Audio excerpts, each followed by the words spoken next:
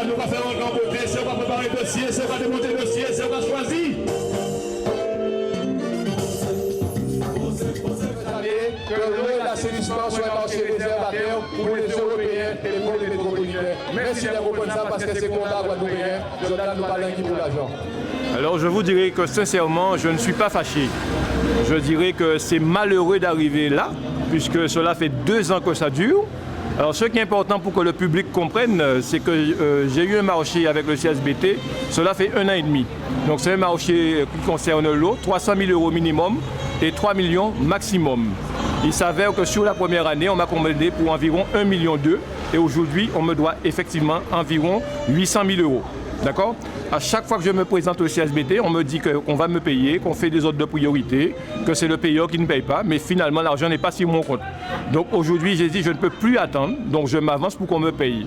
Et aujourd'hui, on n'est plus à l'heure de la négociation.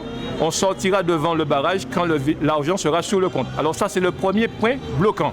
Il faut savoir qu'il y a un deuxième point bloquant. Parce que j'estime que les Guadeloupéens qui payent l'eau ne sont pas destinés à creuser que des trous. Il faut que Mme Michaud-Chevry comprenne, avec son expérience, que nous avons des Guadeloupéens valeureux et que EDT est un exemple d'entreprise qui réussit. Nous travaillons pour les Guadeloupéens. Chaque fois qu'un petit Guadeloupéen me regarde travailler, il comprend quelque part qu'on peut travailler dans l'eau et l'assainissement. Mais Mme Michaud-Chevry a décidé autrement. Ça fait de nombreuses années. Elle considère que les personnes qui doivent faire de l'eau en Guadeloupe, et particulièrement sur la Basse-Terre, c'est AquaTP, avec un ancien directeur de GTLEC, GTLEC avec son directeur, et une entreprise qu'on appelle HydraTP. Alors c'est pas que je dénonce, mais je dis voilà un politique qui n'a rien compris à son pays et qui estime que les personnes qui doivent gérer l'eau, ce sont des Européens et des métropolitains.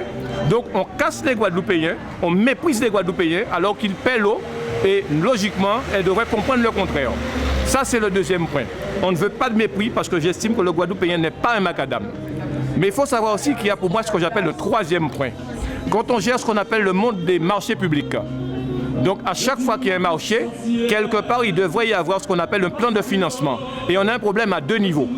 Déjà au niveau de l'État, qui est censé faire ce qu'on appelle le contrôle de légalité. Et il s'avère que Mme Michaud-Chevry lance régulièrement des marchés. Personne ne contrôle son plan de financement. Et naturellement, les entreprises ne sont pas payées. Alors aujourd'hui, je suis effectivement devant le CSBT, mais il faut savoir que je ne suis pas la seule entreprise.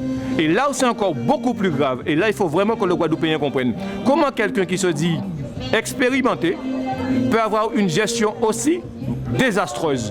Parce que ce n'est pas seulement Jean-Luc Devouton qui est en danger, ce n'est pas seulement EDT. J'ai dû effectivement licencier mon cadre principal de l'eau, plus 15 ouvriers. Donc cette femme est en train de tuer mon entreprise et tuer toutes les entreprises du Sud-Basse-Terre. Mais c'est encore beaucoup plus grave. C'est qu'elle estime qu'elle a raison. Je peux vous dire que nombre de ces cadres ont tenté de l'éclairer sur le problème. Mais naturellement, comme elle considère qu'elle est le pouvoir, qu'elle a constamment raison, elle estime qu'elle doit continuer comme ça. Aujourd'hui, on en a marre. Donc je me suis dit, puisqu'on me doit depuis 2 ans, je peux ce soir être campé devant le CSBT. S'il faut qu'on reste 3 ans ici, on va le rester. Attendez, il s'agit d'un dossier financier. Est-ce que c'est dans la rue que l'on gère les dossiers financiers? La communauté de communes, du fait des prélèvements qui sont effectués sur elle avec l'affaire de Capester, a des difficultés à faire face à ses engagements. Ainsi, l'attribution de compensation qui est due aux communes, qui est une recette due aux communes, nous la payons avec difficulté. Pour les entreprises, nous avons fait des plannings de paiement. Selon ce que me dit verbalement mes services, on ne doit pas 850 000 € à Devouton, on lui devrait 200. Je ne sais pas. Est-ce que c'est dans la rue que l'on va régler ça? Si on veut le dialogue social, il faudrait que les entreprises donnent l'exemple.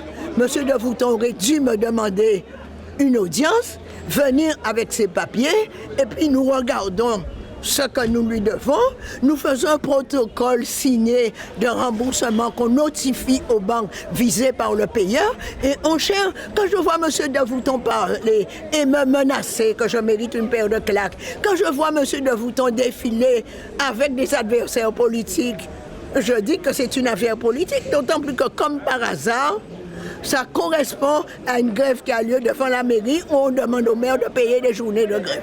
Alors, on ne veut pas du dialogue social, mais je trouve que ce comportement de chef d'entreprise n'est pas conforme un chef d'entreprise. Ce n'est pas digne de chef d'entreprise de défiler dans les rues et en faisant du scandale. Monsieur Davout, on n'a qu'à dégager la communauté, venir avec ces documents.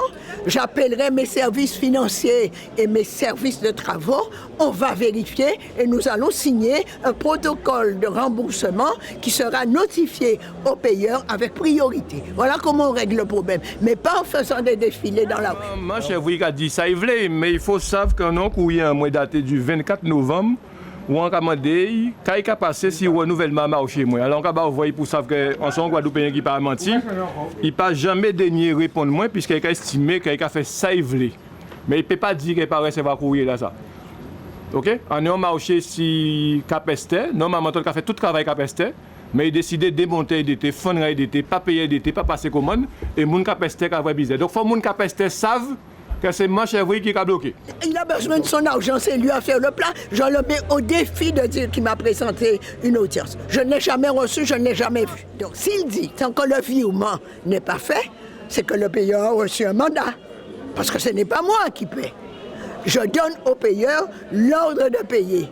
S'il veut que le paiement soit fait, il va voir le payeur.